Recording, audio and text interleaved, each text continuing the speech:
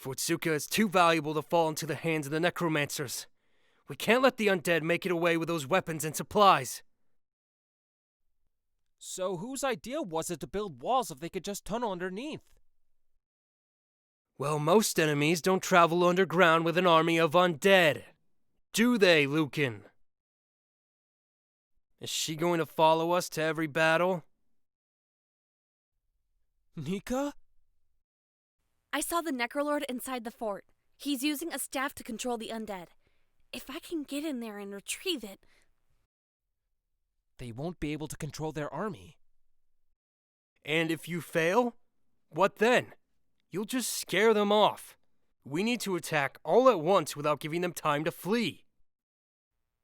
I don't take orders from you, Kiyoshi. Your friend better not mess this up for us.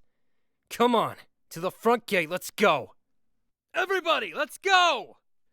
Next, they are seen in a cave hunting necromancers. Fan out. Look for tunnel breaches. They spread out through the city. Lucan is looking around for Nika. Lucan walks into a space between buildings and circles around. Nika drops down from a ledge. Lucan turns and sees her, but immediately realizes something is wrong. Her eyes are dilated and there is a wither effect emanating from her. Nika, what happened? She tilts her head sideways, in a creepy manner the same way the Necrolord does. She abruptly pulls out her sword and charges towards Lucan. Lucan quickly puts up his sword in defense and blocks Nika's attacks. Not wanting to hurt her, he gets beaten and thrown back. Ugh! Nika turns her sword downward and jumps towards Lucan, preparing to stab it down into him. In midair, a figure intercepts Nika and knocks her away. Lucan rolls to the side to see who it was. Kiyoshi quickly gets up and draws his halberd against Nika, standing between Lucan and Nika defensively. They fight briefly, but Kiyoshi clearly outmatches her, and she retreats away. Kiyoshi stands his ground, then turns towards Lucan. Is she always like that? Never. Well, sometimes. But this was different. Lucan stares down the tunnel she had disappeared down. Later that day, in Fort Zuka, a few tents are set up. Inside the tent, Kiyoshi is debriefing the battle. He carries an air of frustration but remains calm. Another defeat. First Riverstead, now Fort Zuka.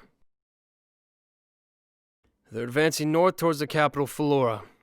The next attack will be on Ferndale. Fortunately, their movements are slower underground, which gives us time to prepare. Wait, we're not going down after them? The tunnels are their territory. Down there, we're outnumbered and we'll be blind in the dark. But they have Nika down there! We have to! And Ferndale is full of civilians.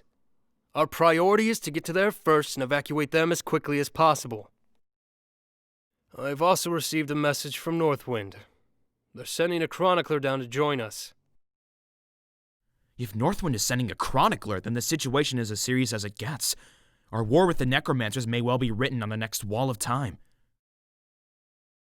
Lucan, since you have no real military training, I'm assigning you to watch after the chronicler. She's a Felina female. Just the sort of tale you like to chase.